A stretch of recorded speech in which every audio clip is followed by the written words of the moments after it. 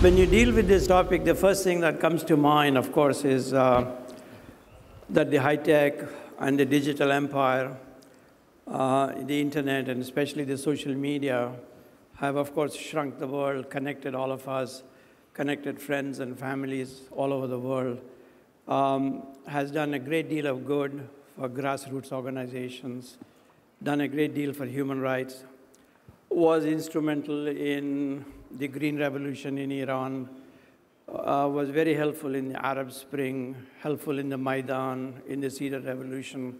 All of this, goes without saying, has been good for humanity. But after about 30 years of totally unregulated functioning, we have ended up with a monster. We have ended up with a big monster, which is that all of these companies have become overly powerful, overly rich.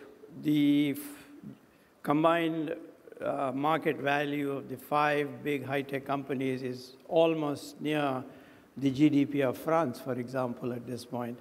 Their reach is absolutely enormous. So this is an enormous reach that humanity has never known before. And this is in the hands of monopolies and duopolies, which happen to be American corporations. And we can continue to discuss as we go forward. So I think from my side, it's not, I wouldn't necessarily call it new media. It's media at this point, right? And trust formation goes beyond just digital platforms. People trust people first. And I think the bigger crisis we're having is, as the media industry, these trust bonds have been broken across different spheres. So if you read the latest Edelman study about the trust barometer, trust in media is at an all-time low, and that's traditional mainstream media. And largely people have shifted to digital platforms because they don't feel this connection, they don't feel this representation from these big media organizations. Where people are going and starting to tell their own stories. If you're not going to represent me or my voice, I'm not going to get those stories. You touched on the Green Revolution in Iran or the Arab Spring or many of these different platforms that were there. One of the challenges you have is these platforms and the people tweeting or posting online have been doing it in English to a large extent, which is only a small subset of the actual population. And often in a lot of countries where people are posting online, they might be doing it in their own language. And mainstream or traditional media will kind of jump in because they might not have language access. Let's report on this as though it's representative of an entire population versus taking the time to step back and actually contextualize it. And it's this disconnect from us as mainstream media in not understanding the power of these tools, the power of connectivity, the power of community, the power of individuals telling their stories, and this change in trust between the audience amongst each other to traditionally a normal broadcast. We as media have let people down. And I don't think it's an issue with the platforms as much, it's an issue with us as humans, If you want information or different voices, you can go and like different pages, you can go and consume on different platforms. But we choose to reinforce our own echo bubbles, and as media, we kind of pushing that on. I think the other thing I'd sort of say is that, I mean, in the area in which I sort of work, which is international news reporting, particularly in areas of conflict, we can't delude ourselves that there are many places around the world which is becoming harder and harder to gain access to. I mean, take the war in Syria. I mean, if it wasn't for what's called user-generated material, I mean, the footage coming out of, particularly the siege of Aleppo, we would not have known what was going on in Syria. Similar cases are sort of true in Congo. So social media, the immediacy of putting people on the spot in places where journalists are targets, journalists are being sort of kidnapped, rivals and factions and governments don't want sort of things sort of reported or seen.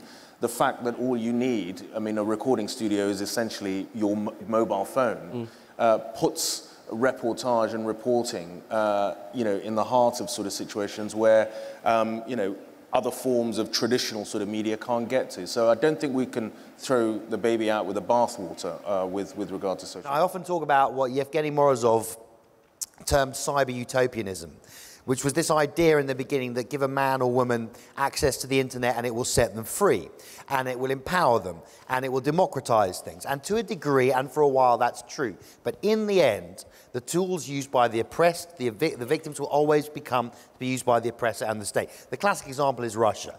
Now, I looked at the wars in Afghanistan and Iraq, they were obviously fought in the 21st century, but they were 20th century wars. I look at Ukraine and I call it the first 21st century war. In the way that, you know, traditionally, look, propaganda is as old as war itself. There is nothing new about propaganda. But traditionally, propaganda operations in the media have supported military operations on the ground. What I was seeing somewhere like Ukraine were military operations on the ground supporting propaganda operations in cyberspace. Simply put, because the military goal of Vladimir Putin was not a military one. The classic paradigm of war is two or more sides have a fight. The winner then imposes a political settlement on the loser. Treaty of Versailles, classic example. They defeated the Nazis. Putin never had any intention of militarily defeating Ukraine. What he did was he sent in troops to clear out a space to allow the free flow of propaganda in, to disunite the country. And social media was absolutely critical to that. So look, it is not a zero-sum game. You know, Rageh, when he used a very, baby out with the bathwater, we can't do that.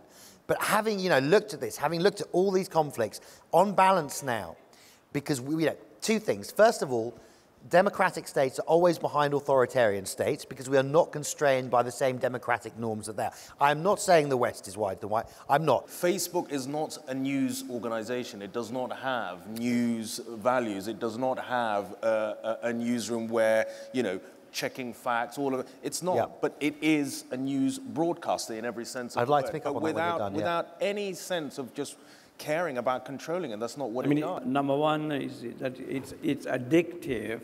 It's not an accident that Facebook employs 1,500 psychologists to manipulate you and me. They know what they're doing in terms of color, music, background, and so on and so forth. That's one. Number two, going back to Rageh's point, is Facebook is being used in Libya to trade arms, for example, among people. You talk about trust, but those are sort of smaller issues. There are larger issues about the invasion of privacy, citizen privacy. Billions of people are serving as serfs in the corporate empires of Facebook and Google and so on and so forth, because we all are so enamored of these things. Oh, it's free, it's wonderful, and so on. I can talk to my grandfather in India. You are handing over valuable data which is being monetized. In the old days, the serfs used to be paid a tuppence. Now this serfdom works for free, and people gladly give up their data and so on and so forth. So Mr. Zuckerberg can be worth 72 billion. What is the nature of these companies? Because this feeds into everything else. First of all, you're right. You cannot unring this bell. Okay, the genie is out of the bottle. Now, Facebook has problems. As I said to you earlier, you know, 5 years ago, you thought Facebook, you thought puppies, cats, and likes. Now you think Russian meddling. Facebook realizes this. And look, whoever spent an hour on social media and got off feeling better about the world? You know, this is a problem. We go anywhere from body image to bullying, all the way to, you know, propaganda and fake news. But we have to understand, you know, and you talk about this thing, you know, we were sold this thing. You're like, oh my God, we get all this content with this, and it's all for free. But it wasn't for free, was it? But I want to come back to, and this is my point, the nature of what we are dealing with here. Now, they say that the man that invented gambling, or the person who invented gambling was great. The guy that invented chips was a genius, because obviously not the right. I always say, listen, the person that invented social media, great. The people that invented the language around social media, genius. Look, why is it called social media? When it's not really particularly social. When it's unsocial. Yeah, it should be anti-social media. Why is it called a news feed when it doesn't really consist of news in any sense? But the greatest of all is platform. Now, platform is a wonderful word. It has this very neutral connotation of this place that we all stand up and we have a little chin wag. But these are not platforms. These are businesses, and they are designed to make money. And their product, what is their product? It's us. And this means two things. One, it doesn't want to kick people off its service. You know, Nazis buy trainers too. You know, they do. The second thing is that it wants to keep us on for as long as possible. And here we know all about the famous algorithms. But where this is dangerous, and this was, you know, I'm picking up on the point made by the guys here, is the fact that this is how you exacerbate hatred. The European Union has done a lot, and the world needs to follow them. The European Union is in fact fined Google $5 billion euros last year, because it said it has been behaving illegally, immorally, and not following practices. Number one, anti-competition in effect. Number two, the European Union passed anti-hate law and said you are in fact, responsible for the content that you create. I mean, David was mentioning they describe themselves as a platform. I mean, that's a genius thing to do, because by saying we are a neutral platform, creating this myth that we are a neutral platform, they absolve themselves of all responsibility of the content. What is the content? Content is used by Daesh and Al-Qaeda to show beheadings, to show bombings and so on. What do right-wingers do? They produce the most hateful, poisonous kind of messages, anti-Semitic, anti-Islamic, misogynist, and so on. And these people say, oh, it's nothing to do with us. No, it is, you are responsible for it. A House of Commons committee in Great Britain passed a report just last week, I think 10 days ago, which said digital giants must be responsible for their content. They cannot, and why don't they do it? They don't do it because it costs money. Is there a responsibility on organizations like TRT World, the BBC and others to call out fake news where they see it? And further than that, is there, do you think, a responsibility supranationally perhaps to have some kind of education about how we consume news? Maybe is there a point where people need to be perhaps taught in school that you have to have a critical way of reading things? And is that a way that we can try and make this future a bit more palatable? I think so. I mean, the stalk of regulation and everything is very much needed. But we should go all the way back to the invention of the printing press. When the printing press first came out, there was pushback from the church, there was pushback from governments who actually wanted to regulate it because they feared what this access to information would do to the general public, who weren't equipped well enough to deal with all of a sudden having information. We at that same sort of tipping point in history and humanity, and the scale of which these platforms have grown, we just haven't kept up with our understanding of it. And my fear is that if we don't step into this education phase, if we don't step into actually guiding audiences as well as ourselves as media organizations of how to navigate this, we are actually going to lose the benefit that we can get out of these platforms, which is to connect us. And we're going to push us back towards this sort of very echo chamber sort of approach. So actually, we are looking at platforms that reward the sensation. Look, that's why Donald Trump is the first social media president. People say Obama was because he used it to fundraise, but he's not. Look, Obama, you remember the speeches. Trump, unless he's insulted someone, you remember the tweets. That's why social media is, that's why Twitter, this very short medium that rewards the sensational and the charisma of certainty is perfect for Trump. What we have is a sea of misinformation and fake news. And citizens have lost the ability to figure out which one is the truth. Previously, we used to say, read 4 newspapers or watch 2 television stations, you'll get the truth.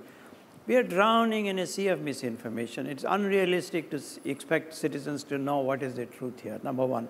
Number two, the point you make about education, of course, good luck, for the next generation it might come in, but the problem is now. I disagree with you that social media have done wonderful things. They've done wonderful things for the New York Times and the Washington Post and Wall Street Journal.